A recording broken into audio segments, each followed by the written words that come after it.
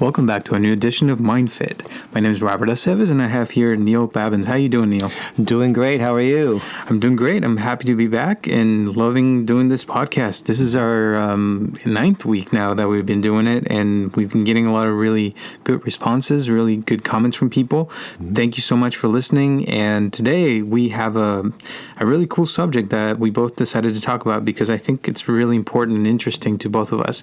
What do we have for today, Neil? Well, today we're going to talk about sabotaging, how we sabotage ourselves when we go about to achieve a task or complete a task or want to achieve something in life, and how we get held back by our own devices, and we sometimes don't even know that we're doing it. We think that's just the way things are, that's the way the world is, that's the way things go, or maybe there just might be something wrong with us or defective about us, but ultimately what we're doing, and we don't notice that we're doing it, is we're sabotaging the outcome, the result of what we're trying to do over and over and over again in a perpetual pattern. So we're going to take a look at how come that happens, and where it comes from, and what we might be able to do to alter it, to stop it, to shift it. Cool. Yeah. This is, to me, it's a very important subject because I believe that sometimes, when we talk about sabotaging, we're talking about when something is going well, and let's say we have a relationship, and we have a person that loves us, we have a good job, and things are going well for us, but then suddenly, we meet somebody and that person seems more interesting, or, like we always say, grass is always greener on the other side. And we think that we're going to have a better time with that other person. And somehow we start to sabotage ourselves, and we start having issues with our partner, or we start, having problems at work and not showing up on time. And it's simply because somehow inside, our self-consciousness is saying, you don't deserve this. You don't deserve to have a good job. You don't deserve to have a good relationship. Let's go and break this up so we can find something better. But ultimately, is it really better? Right? Mm-hmm. Yeah. Sometimes we feel we don't deserve it. And sometimes we don't know. We imagine that something bad is going to happen down the road. So it seems good now. And some people often say, it seems too good to be true. The relationship, the job, or the situation, that something in a needling kind of a way must end up going wrong, is what we sometimes feel. So, taking a look at the the source of that, like what that comes from, is really important because sometimes it just seems like it's just happening, and we don't see what's actually unfolding in front of us. We don't actually see it underneath. Yeah, and it's always from underneath. I mean, mm-hmm. I think a lot of times, I would say that sometimes it almost seems magical. It almost seems like, where did this come from? And to me personally, like I've actually seen it in moments in my life when things are going great, and things are actually happening really well, and suddenly, I make a mistake, or, I have a little accident here or there, and the accident seems to be an accident, but is it really an accident, or is it just our subconsciousness trying to stop us from getting to, a better place, or from making more money, or having more love in our lives, or having, a good family, or something that makes us really, really happy. I don't know if you know what I mean. I do. I think it's important to sometimes look at some of the functions that we use in the middle ground of all of that. For example, one thing that people do is procrastination. I know that comes up a lot. I hear that a lot. I procrastinate, for example. Right. Yeah.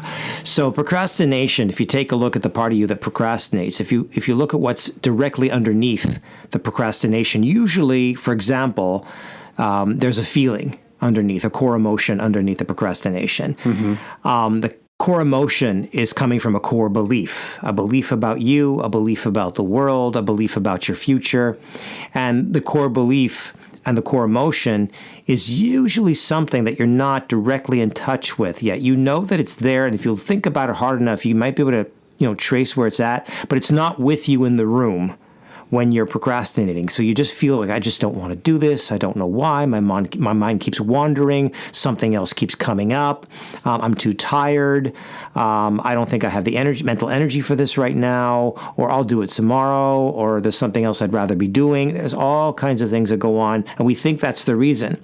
Or we say, I don't know why I procrastinate. I have no idea.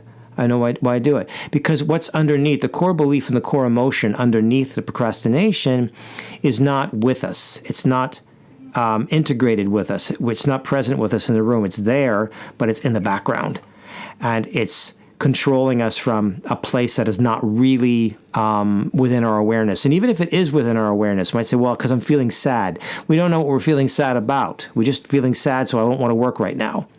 But if we make that connection to what that core belief and core emotion is underneath, I'm using procrastination as an example, then we can try to identify what it is that we're doing to sabotage our outcome.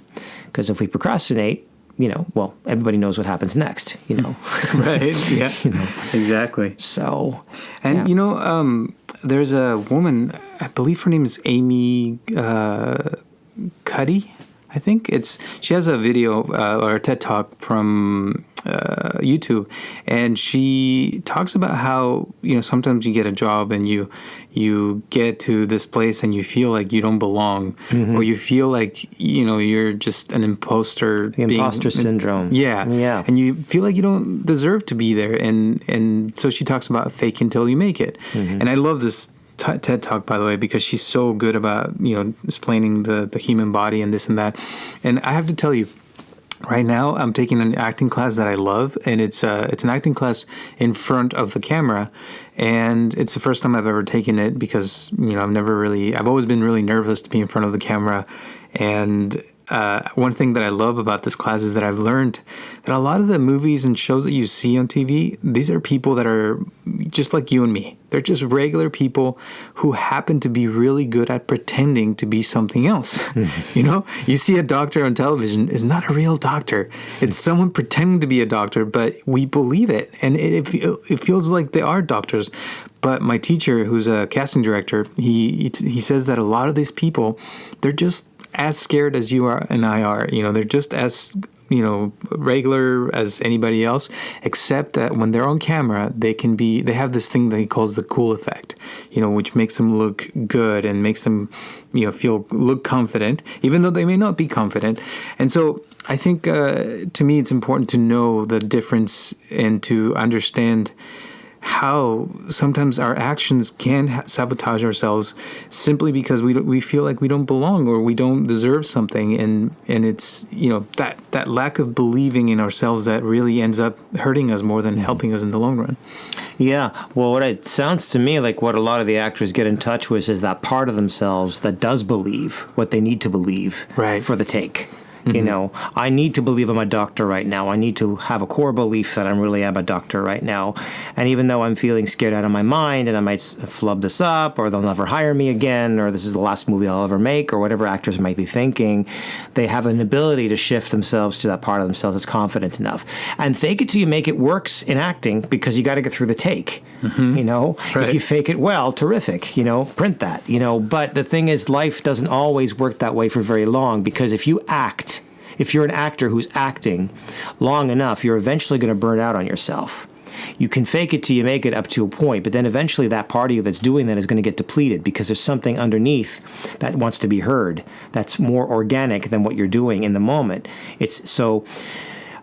We have to be able to set that part of us aside that's faking it till we're making it, and take a look at what's underneath, what's brewing underneath. Because you said before that actors are, your teacher said they're just as scared as anybody else. Right. Yeah. Getting in touch with that fear is not important necessarily for the take, but it's important for life in general. So what is it that I'm really afraid of, or what I'm really sad about? What is it that is really gnawing at me underneath? Can I bring that up more to the surface so I could be with that feeling, know where it's coming from, and still then choose to do my take in life, wherever I have to be. Like right now, I have to be here. Not have to be here doing a podcast, but I want to be here. Right. You know, but I got to do a podcast. So. Yeah, no, I do. But I have, I have to come when you come in. You're feeling whatever you're feeling. Your life was whatever your life is. You know, but it's outside the door. So to a certain extent, I'm putting aside everything else to bring forth a person who basically can do a podcast. Or at least tries to do a podcast. Yeah. But if I did this all through my life, I would eventually burn out. I have to start taking a look at what parts of me are underneath that are afraid. Do I have fear right now? Yes, I do. But he's like maybe a 12%. You know what I'm saying? He's low enough that I could speak now, and be here. But what happens with a lot of people is that their fear or their sadness or their core emotion or core belief is pretty high, and they're doing everything they can to push it down so they can get done what they need to get done. But the more you push it down, the more it wants to come up. You push it down with a certain force, so like Newton's law. It's going to come back with an equal and opposite force, maybe even more so. Actually, it does come back with more so. So eventually, it's going to the lid's going to fly off the pot, and you're going to sit there and feel depleted. So you're going to start to procrastinate, or you're going to start to get lazy, or you're going to start to get distracted, or tired, or you're going to, like you said earlier, you're going to do something that is sort of subliminal to sabotage the situation. I'm going to have an accident. Whoops, I spilled my water. Did you really spill your water? You know what I mean? If there's a 7.5, you'll spill your water. I'm saying my water's over there. I'm not going to spill it. But something happens, and you sort of co-create it, if you will, to happen. And it's because there's an emotion trying to come to the surface that you're trying so hard to push down. So if you fake it till you make it beyond a certain point, the emotion's going to eventually say, look, I'm going to Mount Vesuvius you if you don't deal with me. And that's, to me, in part, what happens when we're using the concept of sabotaging. That's what happens when people sabotage their situation, or procrastination. They procrastinate a situation. They'll do all kinds of things that sort of deflect what's really going on underneath. Right. Yeah. Yeah, and I think a lot of times too, to me, like I see some people, for example, that come to see me, and they have a family, and it's so good, and they don't have any problems there. But then there's another area of their lives at work, for example, where they just can't get a job and keep a steady job, or there are people who are really good at keeping a steady job and having a good, a lot of money, I guess you could say. But then when it comes to their love life, they have a lot of issues. They can't keep one relationship or long-term relationships, or something happens. So there's an imbalance in certain areas of our lives. And I think we all have something, we all have either we have eating disorders, or we have a problem with, exercising, or figuring out what to do with our lives, or being more creative if we're, an artist, or whatever it is. But the thing that we're talking about today is how we sabotage ourselves in those areas, and how are we causing that, and why do we cause that? And going back to the core beliefs, is it something that we have inside that's telling us, no, you do not deserve that, or no, you cannot be more creative, or no, you cannot be one of these people who can create a movie or a film, or someone who can have an amazing family, or whatever, you know what I mean? I do. I think what happens in a lot of cases, and maybe a lot of people can relate to this, is that we tend to flourish in areas where we feel the most safe and the most comfortable. It doesn't mean that we don't have to work hard to get there, but there's something about that part of us that gains success and has a certain amount of stability and even balance, and we're not as threatened by what's underneath that. So, if you do well at your job, and you do well at your career, and you make a lot of money, that could be something that just works in congruence with what you do, and there's nothing intimidating about people seeing that. But in a relationship, you use that as an example, perfect example, because that requires a certain level of intimacy, human connection, vulnerability, openness, and if you want the relationship to last. So that could be where people are afraid to be seen. There's something about them that's afraid to be seen. So they may not be as good at or feel threatened by the prospect of being close, because those core emotions and core beliefs that we talked about, they're going to be more exposed in a relationship. I'm just using that as an example. Whether we can be really good at our job, but in a relationship, there can be that going on. So we tend to gravitate and flourish in things where we're strongest at. Some people have the opposite. Some people are very good at being vulnerable, or very good at hiding their vulnerability and creating, just like I said, we're faking it till we make it. I think we can see a lot of relationships where that's going on too, so there's not a real connection going on. But eventually they'll end up coming to counseling and they'll say, we've been together 8 years and it's never really been a problem until now, and all of a sudden X, Y, Z. Well, it's not really all of a sudden. It's gradual, and X, Y, Z finally showed itself, because there was something going on underneath, and they were faking it till they made it very well. And I shouldn't say faking it, but they were sustaining themselves very well in the relationship until whatever was not being looked at was, like I said, the lid's flying off the pot now. It has to be looked at, Yeah. Right. So let's talk about now, what can someone do to stop sabotaging themselves in their lives? Anything you would recommend, Neil? To take a look at, first of all, where you're sabotaging yourself, what domain, and what you tend to do to sabotage yourself, and what level of awareness you have that you're sabotaging yourself. Some people say, I just can't keep a job down, or I can't start a relationship. But look at, instead of looking at that way, look at what part of you, what do you do typically? Well, I stop calling somebody after I get disappointed in them, or as soon as my boss pisses me off, or I feel I'm not doing as well as I should do, I give my 2 weeks notice. Or as soon as I feel uncomfortable with something, I bail. I just get out of there. I don't want to be uncomfortable for too long. So look at what you do typically to keep the pattern going, to sabotage whatever it is that you do. And then ask that part of you to freeze for a second before you bail, before you break up, before you don't answer that text, or before you do answer that text, whatever you do. Ask yourself to freeze, stop for a second, ask you, what am I feeling right underneath? What's the feeling going on right underneath? Or what do I believe about this right underneath? That'll give you access to what's the underlying issue, what's going on underneath that has not been looked at. It's probably from your past. I know people hate it when we say that, but it's probably from a long time ago. But nonetheless, what is the feeling underneath? What is that moment or that set of moments underneath, that feeling, that belief? Mm-hmm. And allow that feeling just to be with you. See if you can identify where it's from. If not, no problem. Just be with it. And say, I'm feeling scared right now. I don't necessarily know why, or maybe you do know why. I'm feeling sad right now. I'm feeling really threatened right now. I'm feeling really vulnerable. I'm feeling really anxious. Okay, just be with that feeling. And allow that feeling to be with you. And give that feeling some honor, some value, instead of trying to push it away, saying, okay, now can I be with this fear or this sadness or this anxiety? And can I also make a choice now?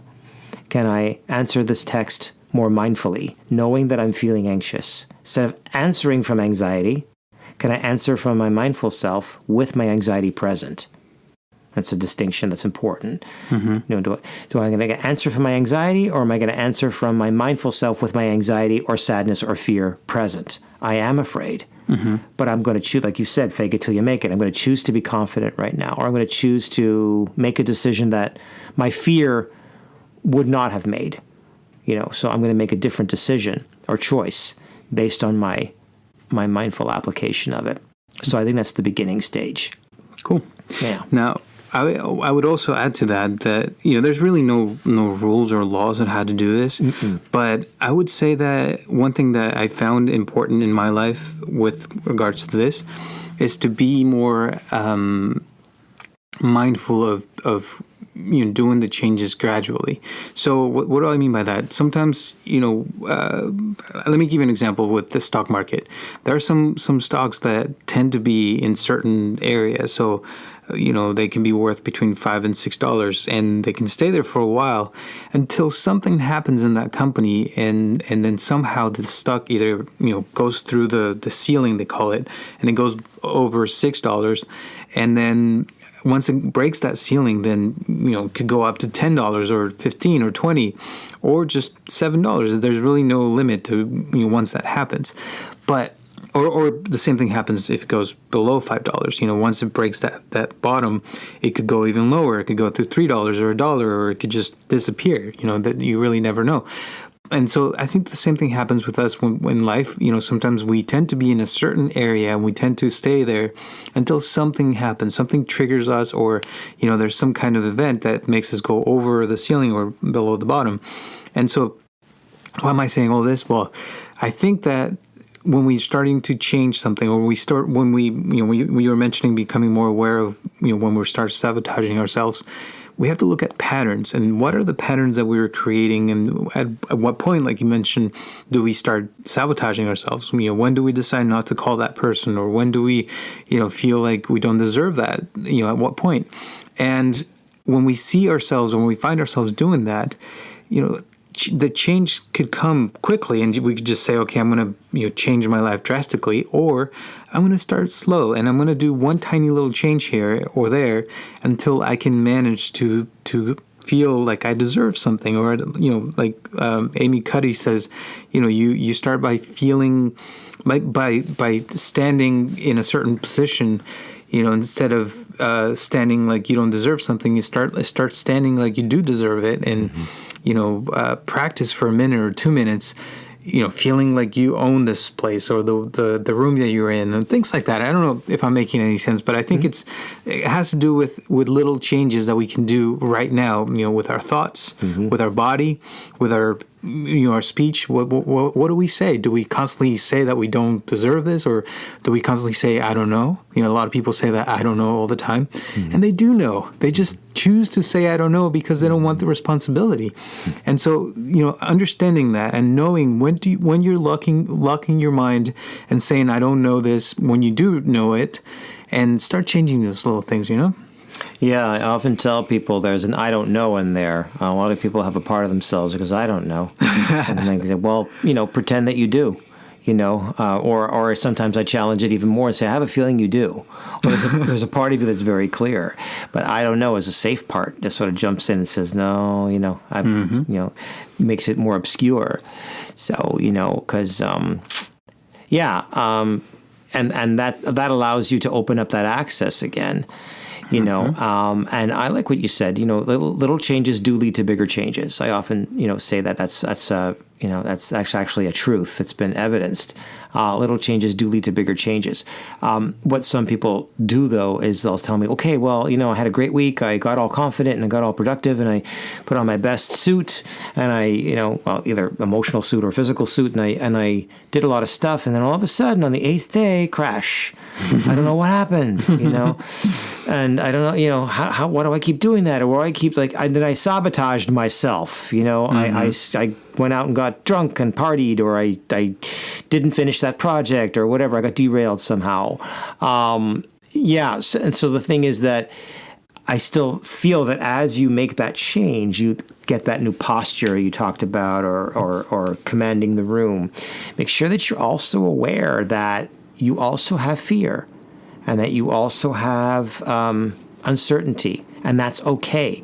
You can be the most confident people are confident at the same time as feeling everything else that they're feeling, but their confidence is leading in that moment. That's all that means. It doesn't mean that there's an absence of fear or an absence of uncertainty, though that's there, but they're leading with their confidence. And I think that will help a person not become derailed, is to admit that I'm afraid. As soon as afraid starts to lead, that's when you start to sabotage yourself. I'm too scared for this, but again, I feel it's sort of a push and pull match. The more you push the fear away and pretend that you're not afraid, the more it's going to come back on the 8th day or whenever it is and say, no, I'm too afraid for this, because what happens if I make it? Then people are going to start asking me all kinds of questions, and then they're going to start to see how afraid I am.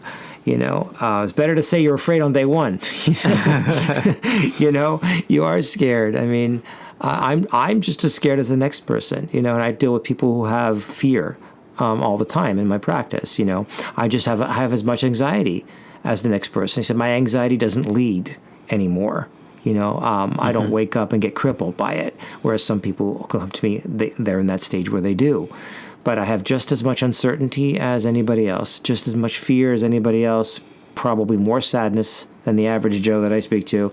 But it's with me and it's not sabotaging me because it's not leading, but I allow it to be. It's still there, And it's a great part of being alive, having all this stuff at the same time. But,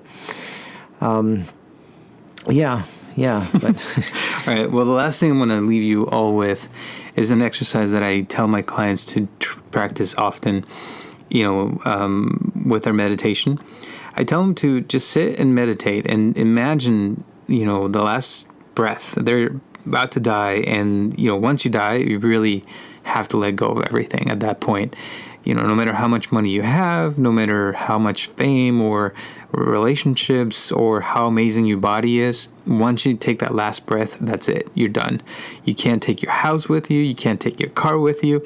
But the other thing you cannot take with you is the fear. Because at that point, even if you're afraid of death, you're still going to die anyway. Mm-hmm. So once you die, even if you have anger or if you have, resentment or grudges or anything towards anybody, that's it. It's the end of it.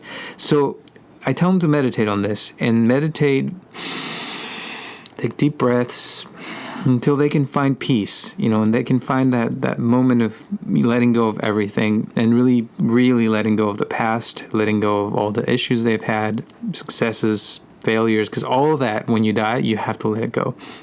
And when they do, the first reaction I get is people cry. They feel bad for a little bit and they feel like, oh, I can't let go of my son or my daughter, or, I really love my house and I can't let it go. But something magical happens after a little bit. People start to come back and they start to feel that peace and they realize how amazing their life is, and that they still have time to appreciate the things they have and the kids that they have and the material things that they have and the, friendships or loved ones. And it is a great feeling that comes after that. So I would say practice that. And that's one way that you can learn to stop sabotaging yourself, is by loving what you have and appreciating the things that you have and being okay with it, and really accepting those things, because those are the things that you have right now. And you could think of all the things you don't have, but you do have a lot of things already. And even if you don't have anything at all, if you can hear me right now, you have hearing, which is amazing. You're still breathing. That means you're alive, which means you can still do a lot of things in your life and you can still improve, your life. And that's a good thing. And so being grateful is important to stop sabotaging ourselves. And that's some of the things that I practice, though. I don't know if you want to add anything else, Neil. Yeah, absolutely. I love what you said. Being grateful and being appreciative of what you have is a way of not sabotaging, because when we tell ourselves we should have more, we should do more, we send a lot of shame back down to the, basement in ourselves. And the more we criticize ourselves and tell ourselves we should do this, we should do that, we should have this, we should have that, it just makes those core emotions I talked about before, even more inflamed. So, instead of you should, just say that you could. It gives yourself a little bit of access. I always say that, should becoming could gives you a little bit more access, a little bit more freedom around that. And absolutely be grateful for what you've got. And if you do feel that you need more, ask yourself what that's coming from too, because that's also coming from a core belief, That's right. Yeah. Well, thank you so much for your time once again. And this is the time for today. We definitely will take your questions, comments, anything you want to add to us. Thank you so much for those people that are already supporting us. We really appreciate it. If you want to send us a donation, you're more than welcome to, please. This podcast is for you, and we are going to continue to do it for as long as we can. We'll see you next Tuesday at 6 p.m. And thank you for your time, Neil. Oh, thank you. Talk to you later. Okay. Bye-bye. Bye. This podcast is brought to you by MindFit. Please help us to share this podcast with your friends and family to grow this community. And if you'd like to donate to this podcast, or if you'd like to share your comments, questions, or concerns, send them to mindfitpodcast@gmail.com, or you can call us directly at 714-328-4661.